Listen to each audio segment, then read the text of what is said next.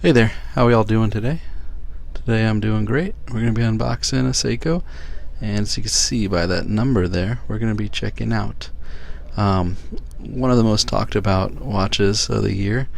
This is the, oh well, look, a couple of booklets fell out, and here you got the automatic watch booklet and the warranty card booklet. And here's instructions on how to use the compass. So what we're looking at here is, if you couldn't tell already, this is the Seiko Alpinist, and this is a very sought after watch.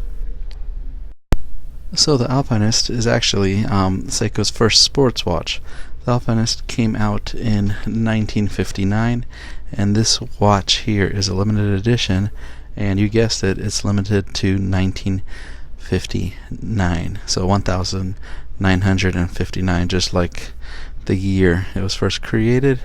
And overall, it's a very cool watch. The first thing that strikes me is the size. You know, Seiko's been making such large watches lately. Well, not huge, but on the bigger side. Most of them around 44 millimeter. And this one here, it just feels small. But if you go with tradition, overall, it's not a tiny size. It's just when you go from the larger sizes to this, it feels a little small. Now this is a 2019 limited edition, and knowing Seiko, we're going to see a lot more of these style watches with different colors coming out in the upcoming years, if they do the same thing they did when they reissued the Turtle with the SRP 777.